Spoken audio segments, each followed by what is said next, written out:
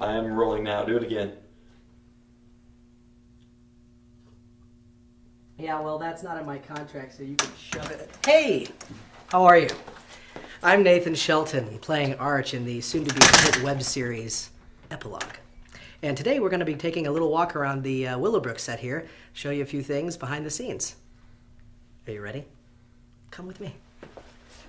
Over here, we're going to start out with the best set in the whole Epilogue series, which is my desk. The only thing that I know we're missing here is my fish, which is Persephone Schrodinger Cthulhu. We all took turns naming him, her. I don't know, it's a fish, it doesn't matter. But the fish is, I guess, now deceased. No, I'm just teasing. They take it home every night so it doesn't get too cold and freeze here.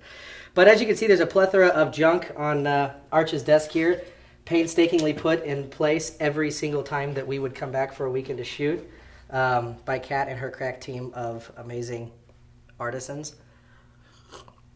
Half of the stuff that you'll see here is actually stuff from my own house. It's pretty amazing how close the character of Arch and I are. This being one of the things. And then the other half, almost the other half of everything is Diana Botsford's, because she's a huge geek too. So we've got the Wally and stuff like that here. But you can see throwbacks to a lot of other pop culture things here, Star Trek, and this is from Angel.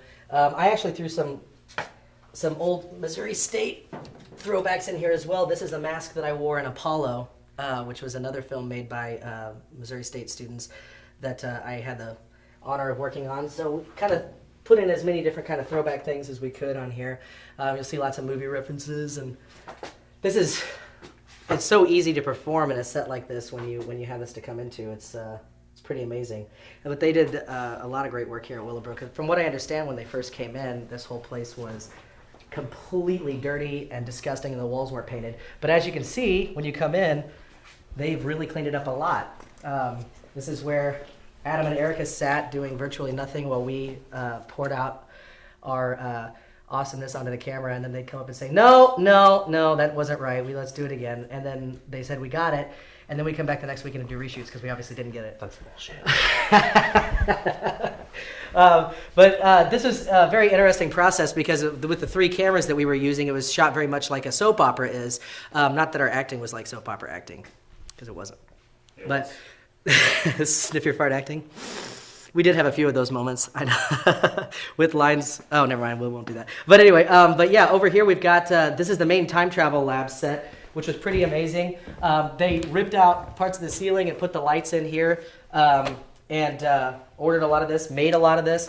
Some of the props that we were using, very exciting. They were actually props from Stargate Atlantis and Stargate SG-1, and got to like little light up. I think there was actually like a thermal detonator or something like that, but we didn't use it for that. But yeah, there's all sorts of cool little gadgets and gizmos over here.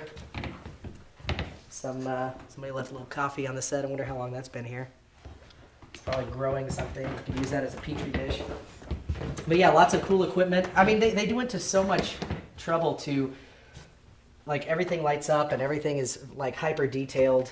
How long did this take to get this all set up?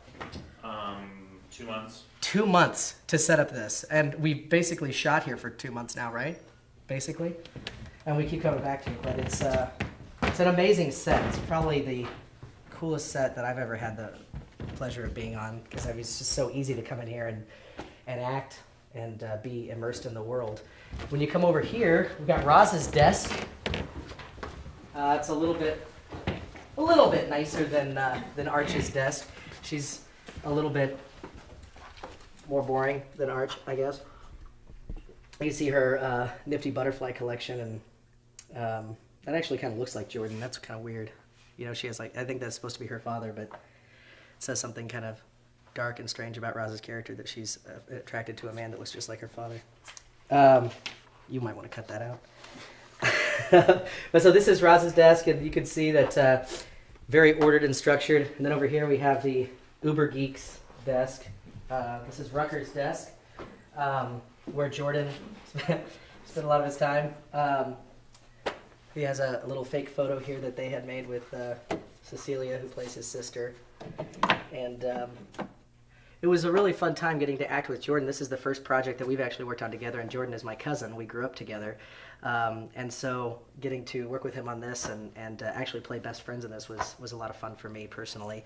And it better have been fun for him too. I'm going to kick his ass. So this is moving into Samay's desk, which is full of awesome stuff, and a virtual like candy store for Arch's character, or for my character of Arch. But when you come in here, like a lot of this stuff I think came from Diana Botsford's personal collection, which is pretty amazing stuff. A lot of this is really authentic on papyrus from Egypt, and then they've got, of course, different various artifacts from around the world.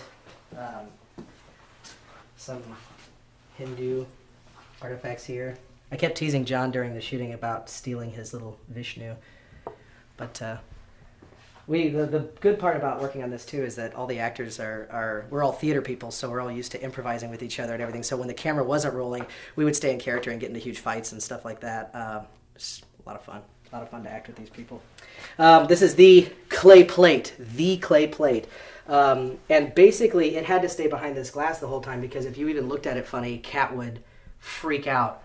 And she's the art director. She would freak out on us. And if we came into this room, she would run in here with like white gloves on and make sure that we haven't gotten too close to the plate. So we've kept this behind lock and key except for the few. Didn't we have like 8 of these made? I think we had 6. 6 or 8 of these made. So we get to break another one today because we're just doing the last of the pickup shots today. And I guess those takes that we didn't quite get right before that we apparently did. And over here, this was actually a fake lab area that usually would house the sound people hiding behind this counter with booms, right? Yeah, give a shot this way. It's pretty much what he did. He just hung out back here. I think he fell asleep one time too. But I would come back here, they'd be like, oh, you're in the back lab. And basically I'd be coming back here with some beakers acting like I'm doing something and there's no lab back here. So that's the magic of filmmaking. As you can see, we just have some lights set up back here. But all in all, a really amazing place to work. And a lot of fun for an actor to just come in here and kind of immerse yourself in the world of Epilogue. I hope that everybody has as much fun watching this as we have had creating it. And cue creepy? Cue creepy? Do the creep. Do the creep. What's the creep? Do the creep. When you're rolling. All right. Are you good? You mean like 2 seconds? Okay, now I'm ready. All right. Oh, okay. Last words of the boom man. Yeah. Final 2 seconds. 2 seconds. It's like 5.5 minutes. Hey, that's only David Bay time. Yeah, that's true. Whenever you're ready. Yeah, I'm ready. Okay, Adam, can I go? I think it just got burned. Okay, so now we've looked at the Willowbrook set, the main set, the time travel lab set here at the Willowbrook location. But I think it'd be interesting for you to see what kind of conditions that the actors and the crew members here on Epilogue, what we had to deal with. So follow me. This is an abandoned turkey factory. Sorry, it's a big, bright white light. Don't go into the light. Around here, we are heading to, oh look, what does this say? Danger, asbestos containing material, cancer and lung disease hazard. Do not disturb. Oh, somebody must have disturbed it. They take such good care of us here. And then as we're walking down this way, you see the creepy picture of turkeys on the wall. We're heading towards the makeup and wardrobe room where I spent the other half of my time because luckily on Epilogue I didn't only play Arch, I also got to make up all the actors. And this is Sam in here. Oh, are we in here now? No, I just showing everybody everything.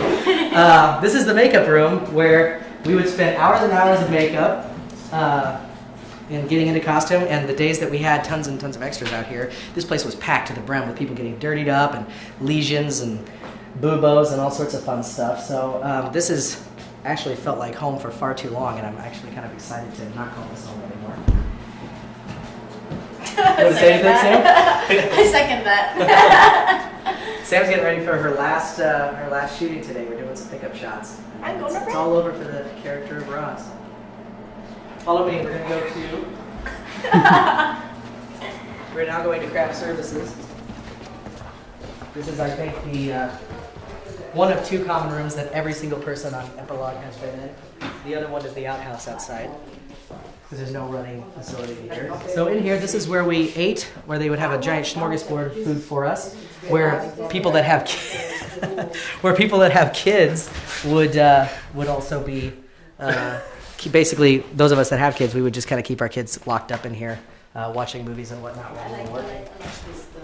And in here, this is the producer's room, where we have the executive producers. And are you the production manager? We got the production ticket. We've got rap party tickets. Now it's official, gang. We're all getting excited about that. Yeah, I'm excited to not have to use a porta potty anymore. Yeah, no kidding. That's the other common room I was talking about. Every single person involved with Epilogue has visited this room and that room. Yeah. At least Gross. on one occasion. And this one smells slightly better. Just Yes. slightly, though. Not the party. You can't tell Exactly. the CB has a big BO problem. Just teasing. Oh, our boom guy just ran into something. That never happens. No, never. Here, come follow me. We'll go out into the main garage. This is actually a pretty huge complex. There's a lot of various areas to get lost. If you go into the wrong area, you might Say hi, find Jude. some dead bits and pieces of birds or a dead homeless person. There's all sorts of fun stuff to discover here at Willowbrook. Bye, Nathan. Bye! I don't know if you can see anything back here. It's probably too dark for the camera. But we're going to go into... this is where we shot the future, isn't it? Like, you guys shot that in here, right? Yep. This is the pillar room. They've been burning stuff over here today. They were shooting pickups for the fire sequence in the first scene. Well, I think something just dripped from the ceiling into my coffee, so coffee's done. Can't trust that now.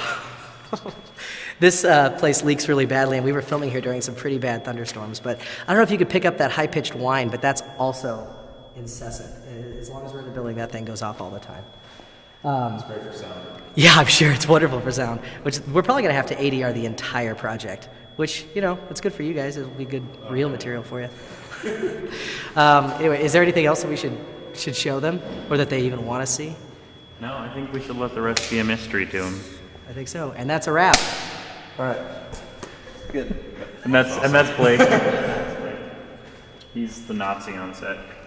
I already got that. He's the Nazi? AKA script supervisor.